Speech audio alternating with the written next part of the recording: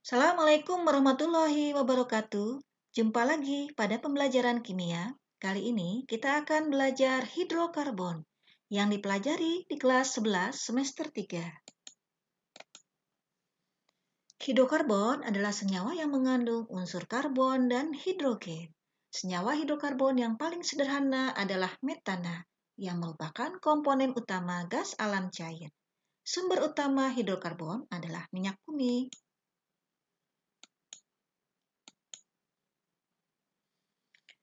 Penggolongan senyawa berdasarkan jenisnya kita kenal menjadi dua, yaitu senyawa organik dan senyawa anorganik. Senyawa organik berasal dari makhluk hidup, sedangkan senyawa anorganik berasal dari zat yang tak hidup. Contoh senyawa organik kita kenal adalah karbohidrat, protein, lemak, dan vitamin. Sedangkan senyawa anorganik banyak sekali ragamnya. Seperti contoh, garam-garam dan karbon dioksida adalah senyawa anorganik. Dari pengertian tadi, senyawa organik hanya dapat disintesa dari makhluk hidup. Awalnya memang demikian, namun setelah Friedrich Wöhler pada tahun 1827 mereaksikan perakcyanat dengan amonium klorida untuk membuat amonium cyanat, alangkah terkejutnya ketika dia menguapkan pelarut air untuk memperoleh kristal amonium cyanat.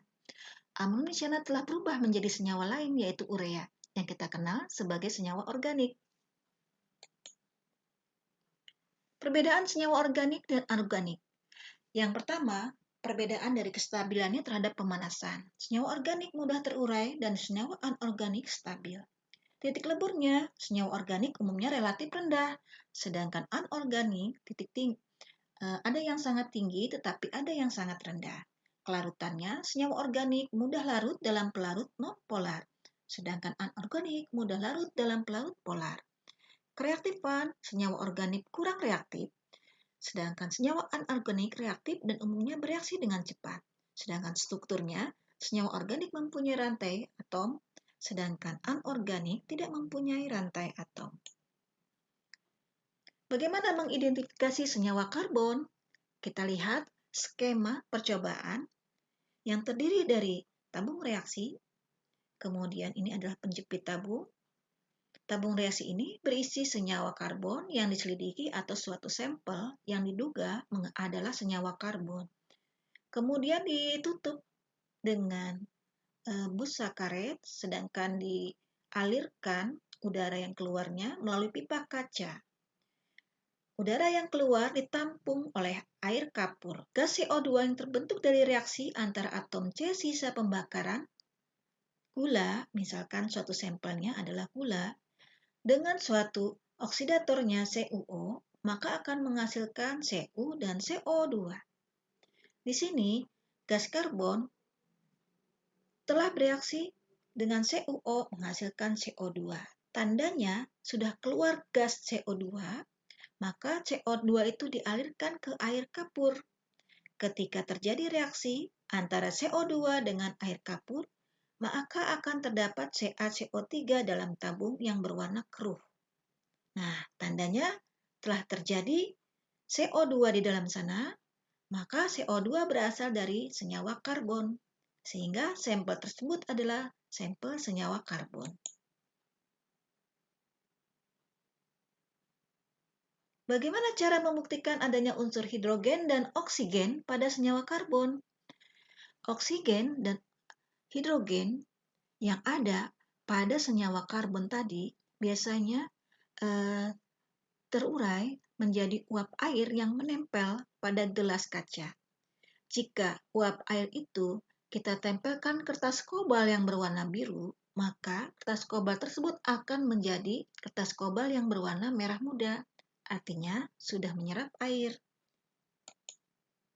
Jadi, identifikasi senyawa karbon untuk membuktikan CO2 yaitu dengan air kapur yang akan menjadi keruh dari bening ke keruh.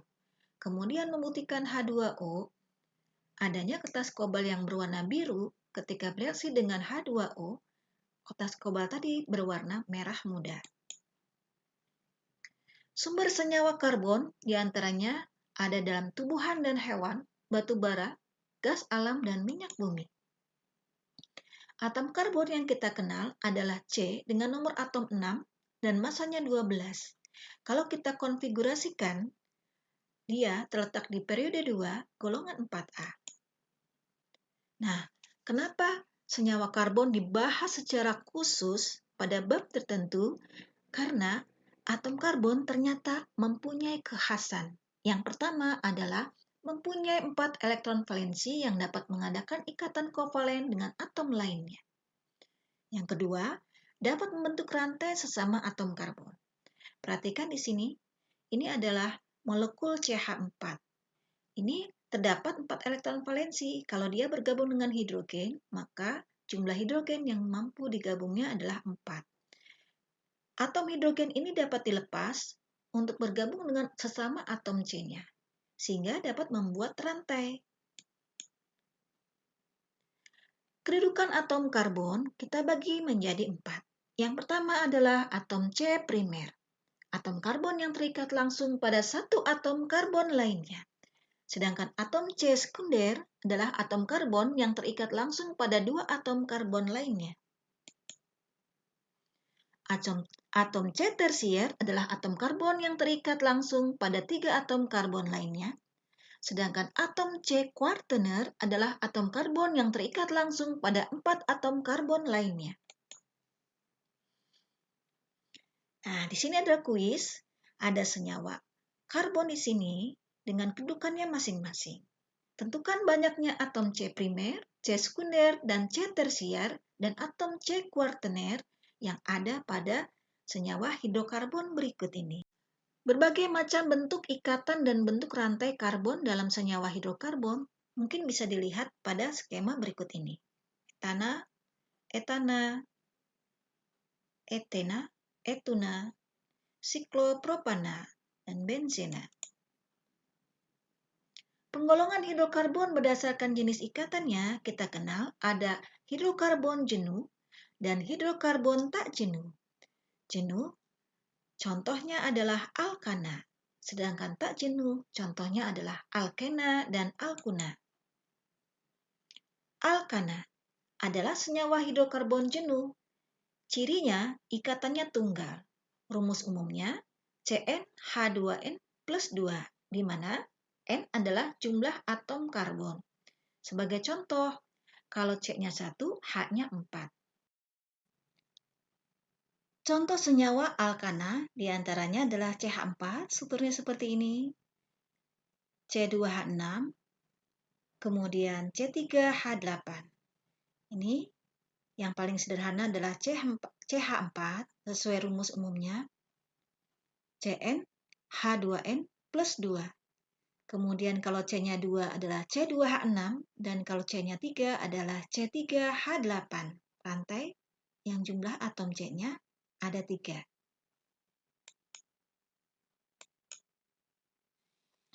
Deret homolog, deret yang memiliki kesamaan.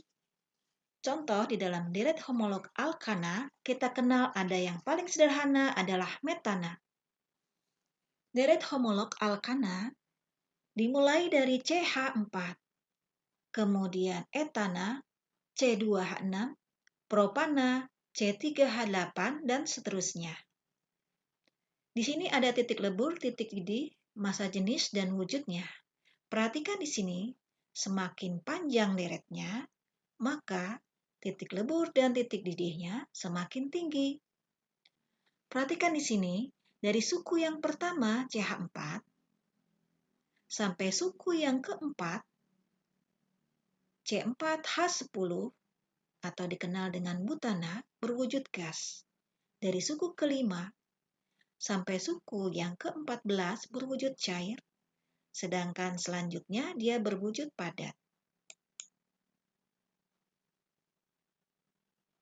Gugus alkil. Apa itu gugus alkil? Gugus alkil merupakan gugus atom yang berasal dari senyawa alkana yang melepas satu atom H-nya. Gugus ini bersifat radikal atau mudah terikat pada senyawa karbon. Istilahnya, kalau dalam satu pohon disebut dengan cabang. Ingat, cabang selalu lebih pendek dari pohonnya. Sebagai contoh di sini adalah gugus alkil metil. Rumusnya CH3. Ini tanda ini dia mengikat pada rantai induk atau rantai utama.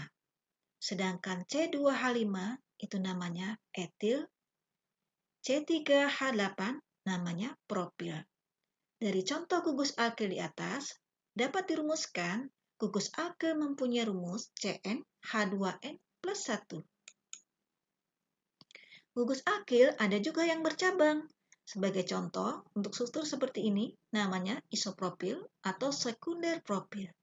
Perhatikan di sini, C-nya yang menempel pada rantai utama adalah C sekunder. Sedangkan rantai seperti ini namanya tersier butil.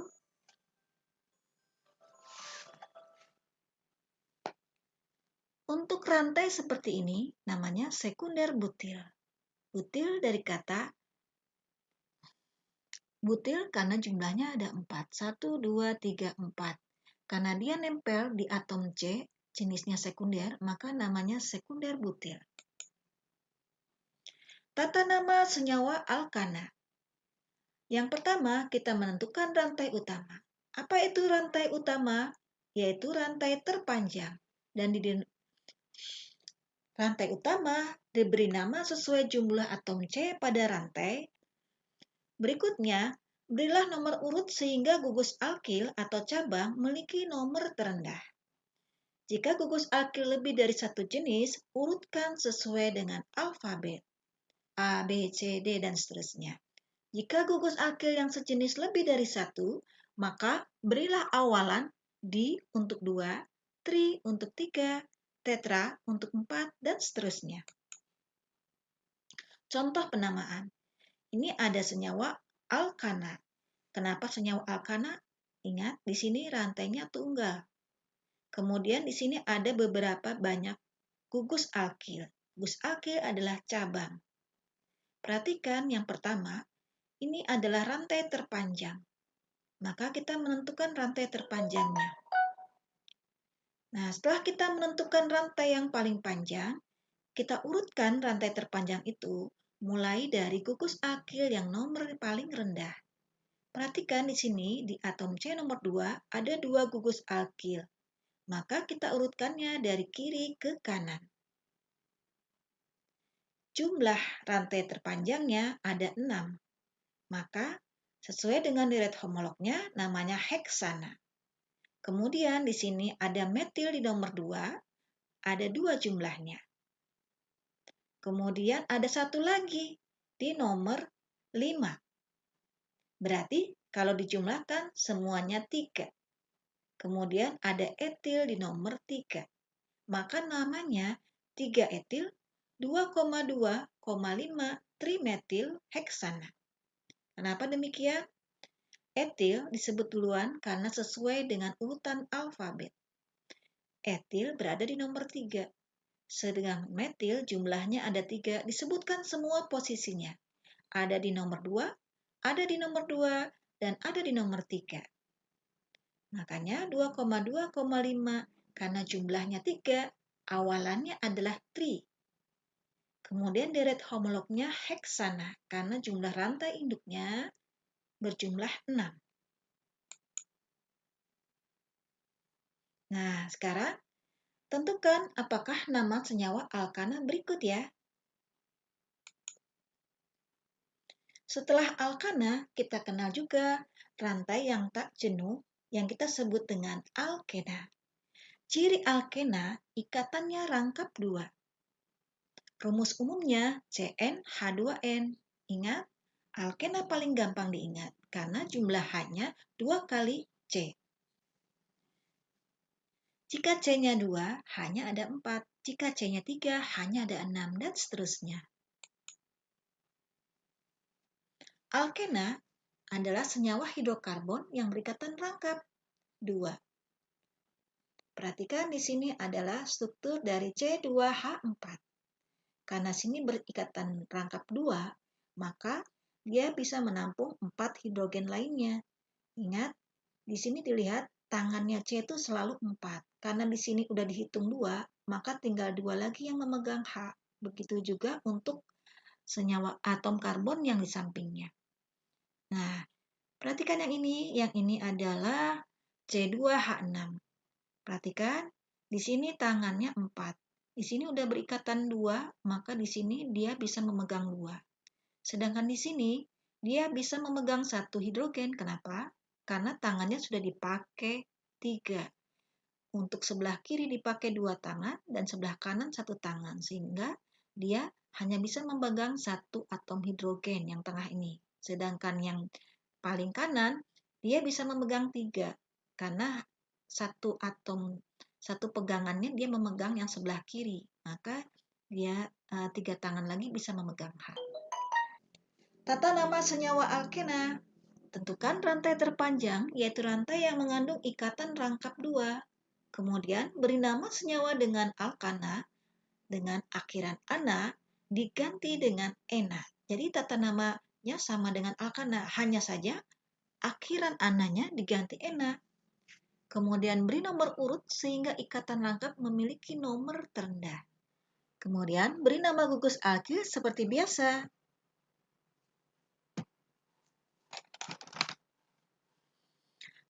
Sebagai contoh senyawa berikut.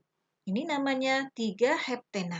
Ikatan rangkap 2-nya berada di urutan ketiga, sehingga namanya 3 heptena. Berikutnya adalah 3 metil 1 butena. Kenapa namanya 3 metil 1 butena? Perhatikan, ini adalah rantai terpanjang. Kita beri nomor urut dari kanan ke kiri, karena ikatan rangkap terendah nomornya jika diurutkan dari kanan ke kiri.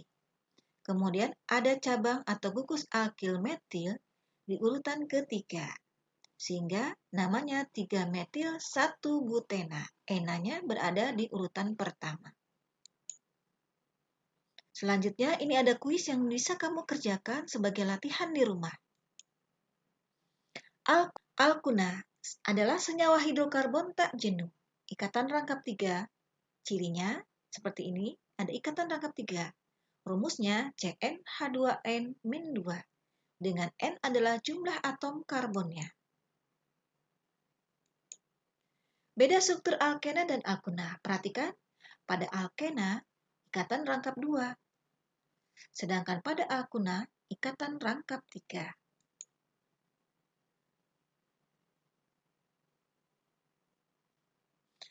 Tata nama alkuna. Aturan penamaan sama seperti alkena, tetapi akhiran ena diganti dengan una. Sebagai contoh, senyawa berikut. Namanya 2-metil-3-heksuna. Perhatikan di sini, ini adalah rantai utama yang mengandung ikatan rangkap 3. Ikatan rangkap 3 ini, kalau kita hitung dari kanan maupun dari kiri, posisinya sama, berada di tengah. Tetapi, kalau kita hitung dari kanan, di sini ada gugus metil atau gugus cabang CH3 yang nomornya lebih rendah. Mengapa? Kita mengurutkan dari kanan ke kiri karena di sini cabangnya di nomor terendah dengan syarat gugus unaknya sama dari kanan maupun dari kiri. Maka kita beri nama 2-metil-3-heksuna. Heksuna adalah rantai yang jumlahnya 6. Alkuna mulai dari yang sederhana, C-nya 2, berarti CnH2n-2, maka C2H2, namanya etuna atau kita kenal dengan gas asetilena. Berikutnya adalah propuna, C3H4, kemudian butuna, C4H6, kemudian C5H8, pentuna, dan seterusnya. Contohnya senyawa ini seperti ini. Nah, di sini kita wajib mengurutkan dari kiri ke kanan karena ikatan rangkap 3-nya lebih dekat atau nomornya lebih kecil, kita urutkan dari kiri ke kanan. Kemudian ini ada 2 cabang metil di nomor 3 dan 4. Karena ada 2 diberi awilan di, maka namanya 3,4 dimetil 1 pentuna. Karena jumlah atomnya C di rantai utama ada 5, maka namanya pentuna.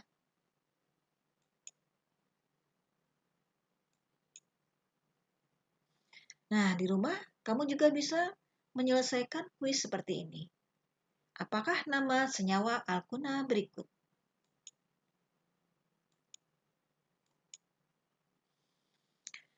Sifat-sifat hidrokarbon. Sifat fisik hidrokarbon, alkana, alkena, dan alkuna hampir sama. Di antaranya, hidrokarbon merupakan senyawa nonpolar, sehingga larut dalam senyawa nonpolar, seperti karbon tetraklorida dan ether. Semakin panjang rantai hidrokarbon, titik didihnya semakin tinggi. Hal ini disebabkan semakin panjang rantai hidrokarbonnya, semakin kuat ikatan antar molekulnya. Dengan kata lain, dalam deret homolog, semakin besar massa molekul relatifnya, titik didih semakin tinggi.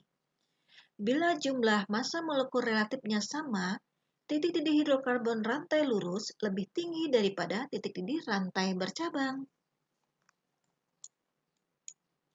Terima kasih, semoga bermanfaat. Assalamualaikum warahmatullahi wabarakatuh. Sampai jumpa pada pembahasan berikutnya.